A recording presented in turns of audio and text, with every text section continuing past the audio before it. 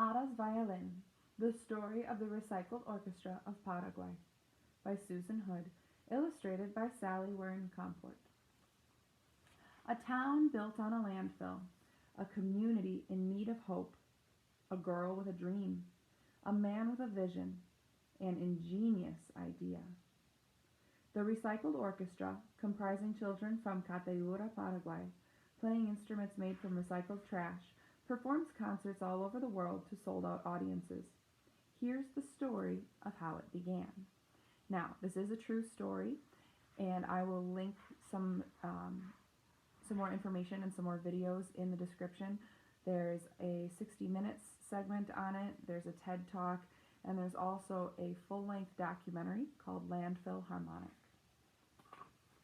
where you get to meet Ada and her violin. For me, the violin means everything. Life. Ada Rios.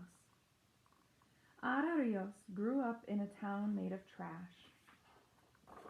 Every morning at dawn, Ada heard the first garbage trucks rumble and roll down the road to Cateura. Beep, beep, beep. Backing into the landfill, they tipped their loads up, and crash! The trash came tumbling down, 1,500 tons each day.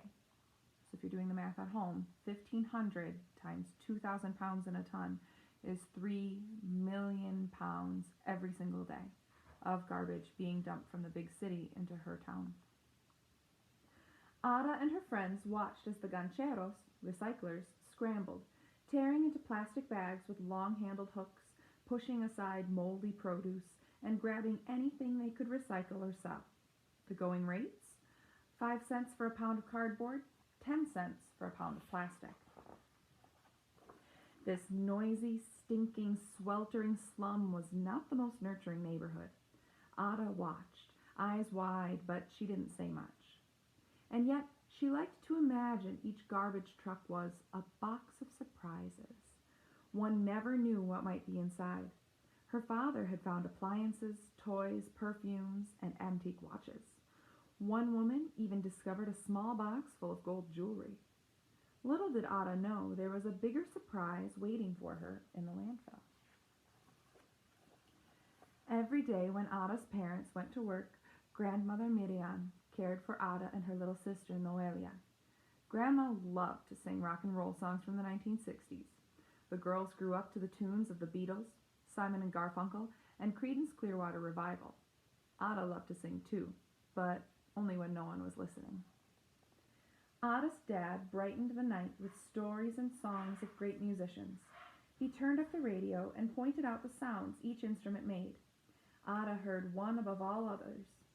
Zing went the strings of the violin.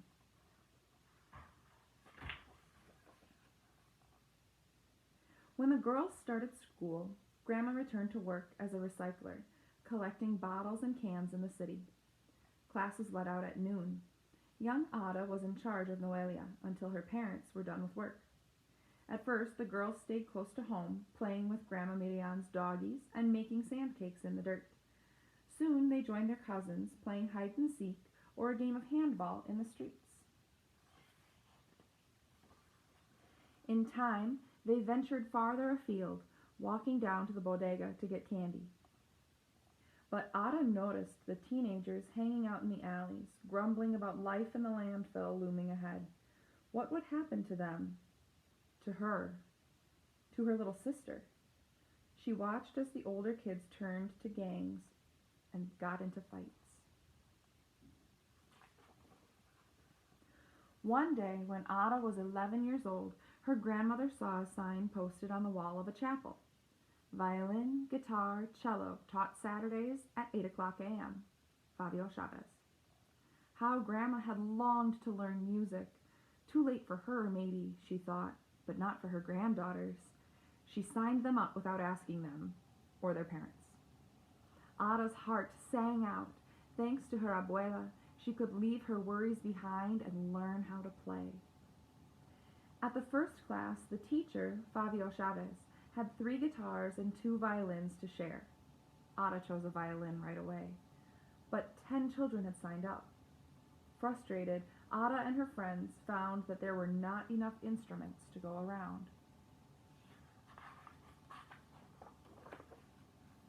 And there was a bigger problem. Everyone quickly realized that the children would need to practice at home, but it wasn't safe to be seen with an expensive instrument in Cateura, where a violin is worth more than a house. Watching the children play amid broken glass and rusty metal, Senor Chavez knew he had to do something. He remembered a band called Les Luthiers that made its own instruments. That was it. He asked Nicolas Cola Gomez, a ganchero and carpenter, for help. Senor Gomez found a discarded drum with a big hole in it. What could he use to fix it? He picked through the trash and discovered an old X-ray film. Would that work? It did. Senor Gomez kept experimenting, and others, like Tito Romero, helped. Inventing instruments wasn't easy, but they fiddled around, discovering which materials hit just the right notes. They transformed oil drums into cellos, water pipes into flutes, and packing crates into guitars. And you should check out some of the videos that I'm going to link, or that I have linked in the description, where you can actually see and hear how these instruments turn out. Soon there were enough instruments for all the children who wanted to play. Ada chose a violin made from an old paint can, an aluminum baking tray, a fork, and pieces of wooden crates. Worthless to thieves, it was invaluable to her. It was a violin of her very own.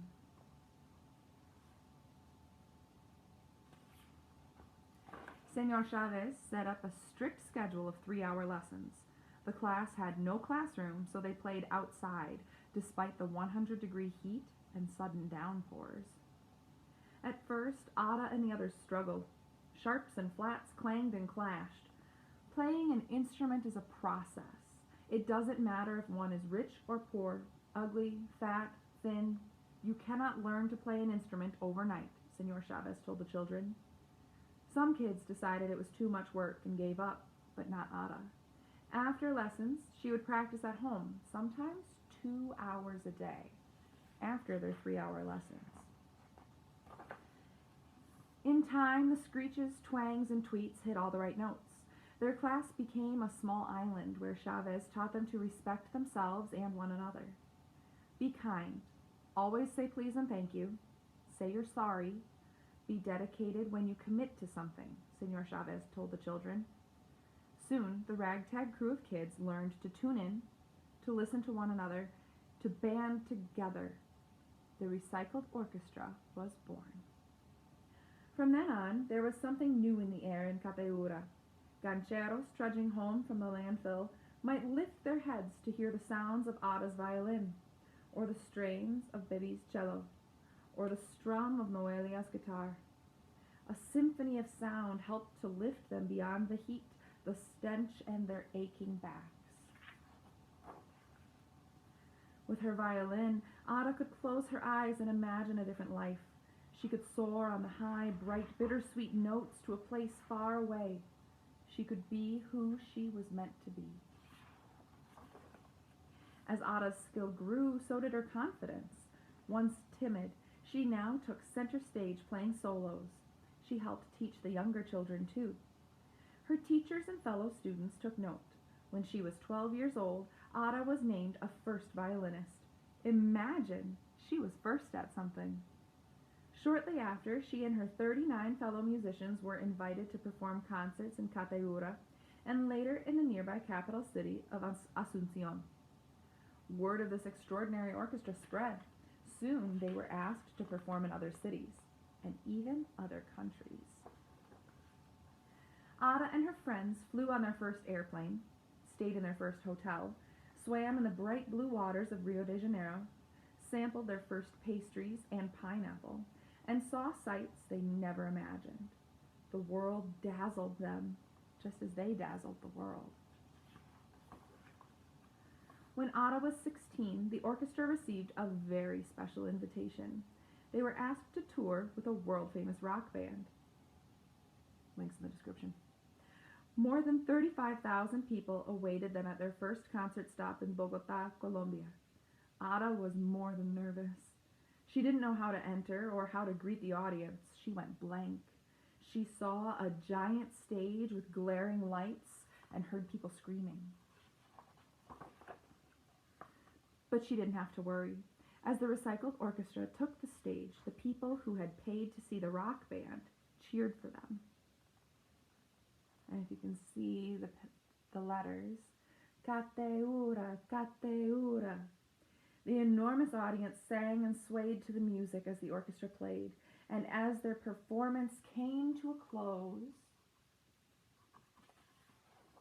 a crescendo of cheers, chants, and applause resounded across the park. The astonished kids bowed, grinning at one another. They had discovered the surprise waiting in the landfill. Buried in the trash was music, and buried in themselves was something to be proud of. So, I'll read you the author's note, but if you're interested in more information, again, I'm going to be linking things in the description of this video, the CBS video, 60 Minutes, there's a TED Talk, there's the documentary, Landfill Harmonic, and there are other documentary trailers and background information as well as other things. So, things to think about for you, what are you doing with your garbage? Are you recycling as much as you should? And can you find anything that you could reuse or repurpose in your garbage or in your recycling? Could you create your own instruments of some kind? Could you create any other inventions or things that you could use in your day-to-day life? It's my challenge for you. So, here's the author's note.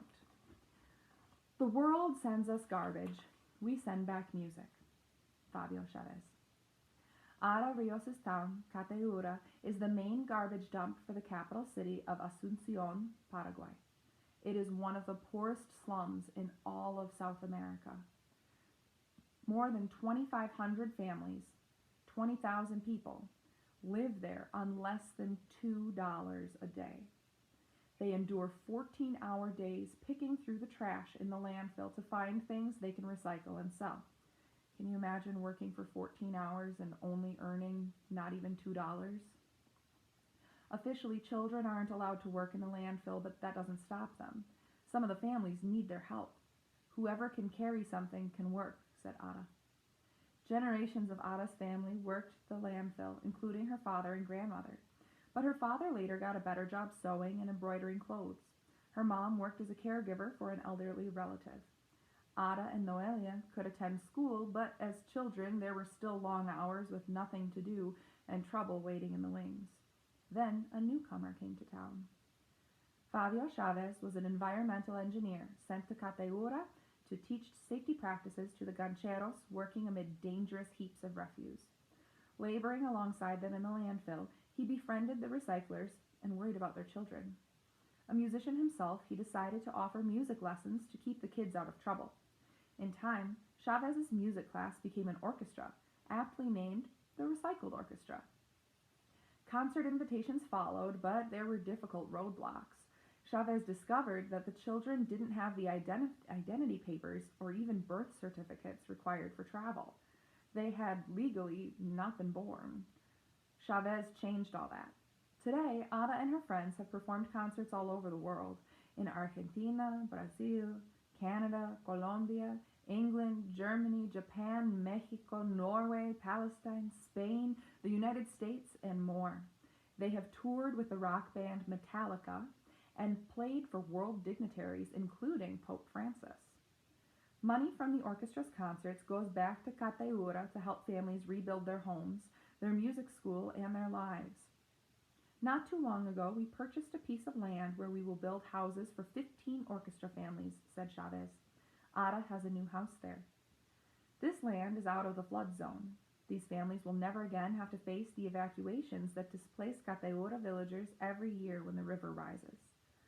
What started as music class for 10 kids has swelled to orchestra rehearsals for 200 students, with more than 25 instructors. Chavez quit his ecology job to work with the orchestra full-time. Now plans are afoot to use the Recycled Orchestra's experiences as a model to help other children living on landfills around the world. So that's a note from Susan Hood.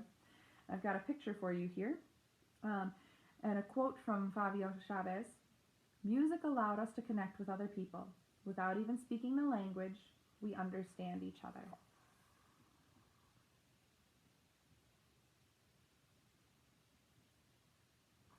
So, for more information, they do have websites and videos typed at the back of the book, along with some recommendations for some YouTube videos and their sources.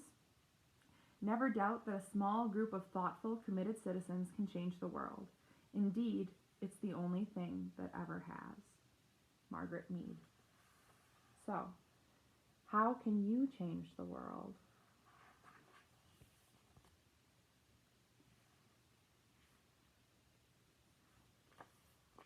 I look forward to hearing your ideas. Good luck.